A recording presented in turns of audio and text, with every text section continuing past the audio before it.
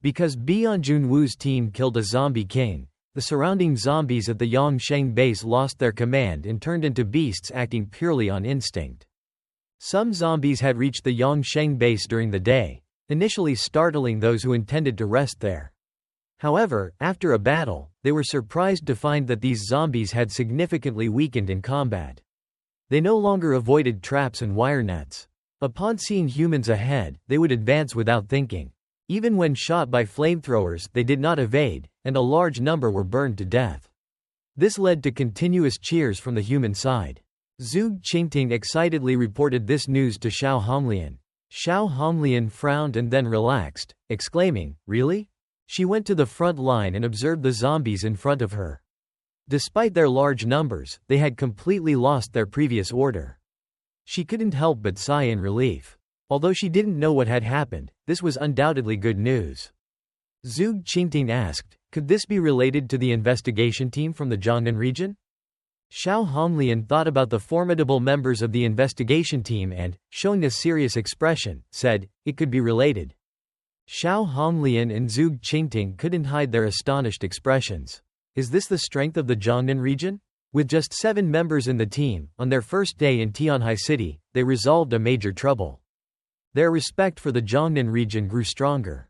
The morning sun shone down on the main headquarters of the Baishui sect. A fierce battle had taken place last night, and many disciples had sacrificed their lives. However, due to the large number of mutants in the Baishui sect and their previous experience dealing with zombies, the number of deaths gradually decreased. In the Baishui sect, Li Jian held a certain position like a priest and received valuable protection. However, the battle last night had been too intense. He and his family were separated. Now, he and his wife Zhang Jianfang were searching for their son Li Kale. Zhang Jianfang was anxiously worried. "Where has our son Li Kale gone?" Zhang Jianfang was scanning around while saying, in the current chaotic situation, "Why didn't he listen to us? There are dead people everywhere." She feared that her son had also perished on the battlefield last night. They had a chance to escape, but Li Kale was not at ease because of his young girlfriend and had ignored Zhang Jianfang's objections to go find her. Until now, they had not seen any trace of Li Kale and his girlfriend, Xu Beibei. Li Jian was also very worried. He wanted to ask about his son on the battlefield, but they had only recently arrived at Baishui sect and didn't know many people. No one cared about his son's fate. The couple could only go around calling out their son's name. When Li Jian reached a pile of castle ruins, the scene before him froze him in place, a chill spreading from head to toe.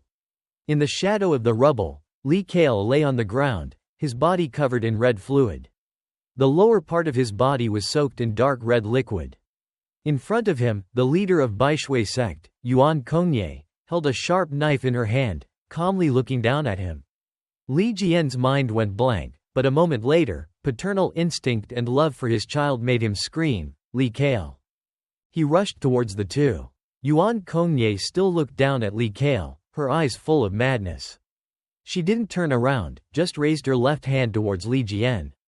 With a bang, Li Jian felt as if he had been hit by a truck, his body flying backward 4 or 5 meters before hitting the ground hard. Zhang Jianfang ran over, seeing her husband fall into the ground and her son facing such a horrifying scene. Her face turned pale with fear. Yuan Kongye looked down at Li Kale, muttering, "You need to be purified."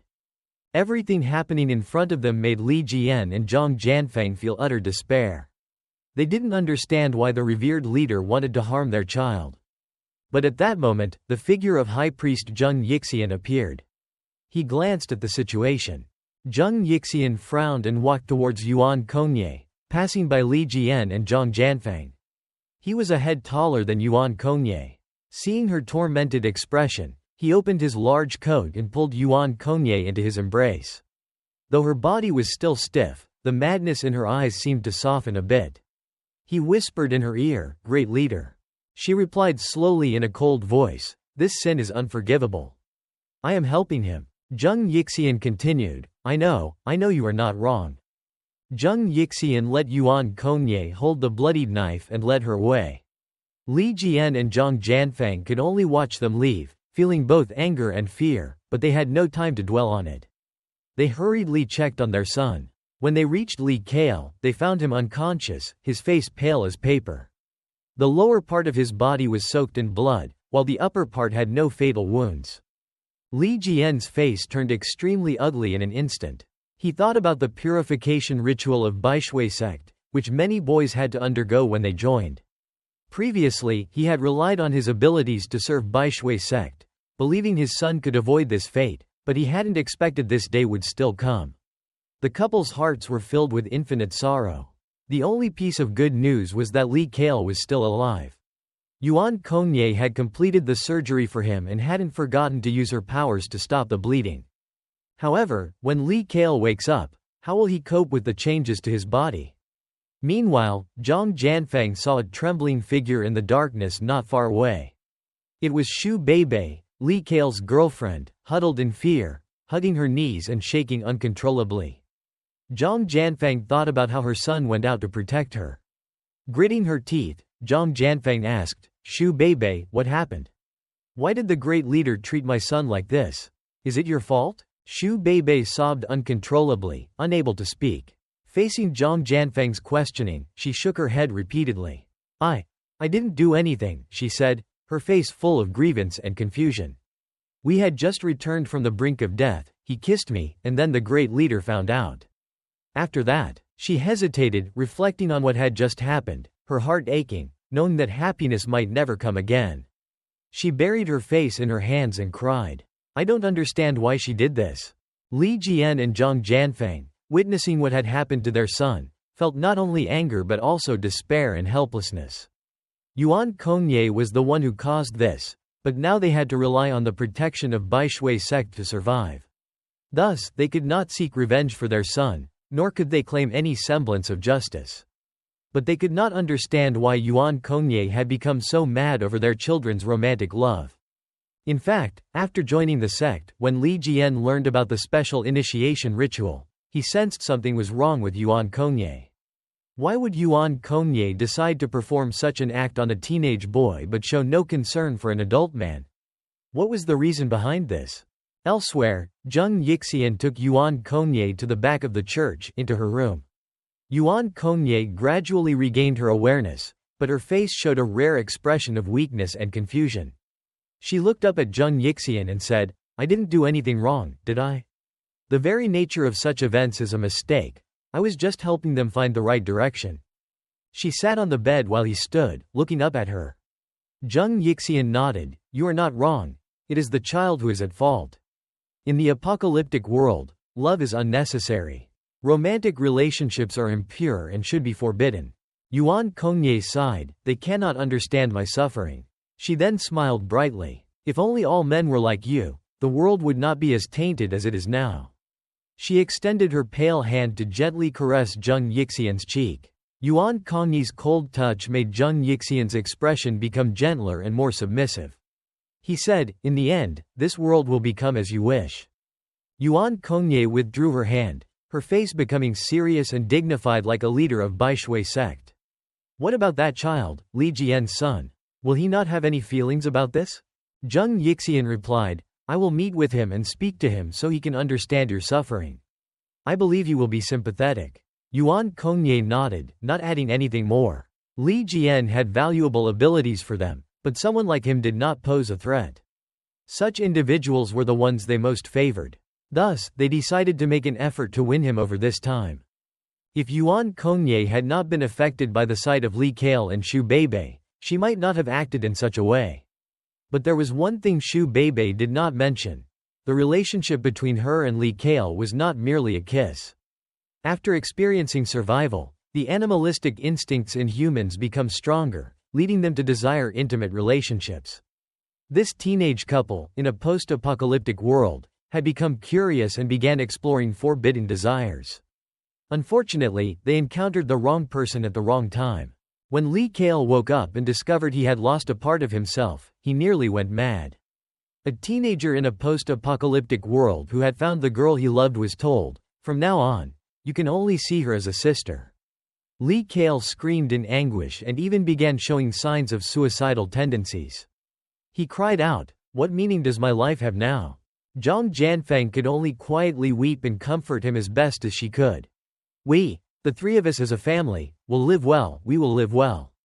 Meanwhile, Shu Beibei secretly watched Li Kale from the shadows, tears streaming silently down her face.